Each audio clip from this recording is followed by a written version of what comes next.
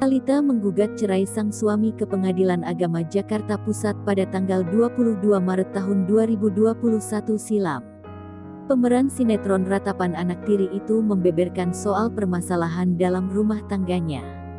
Namun wanita 32 tahun itu mengatakan sudah tak bisa menahan sakit yang dialami dari konflik dengan Denis.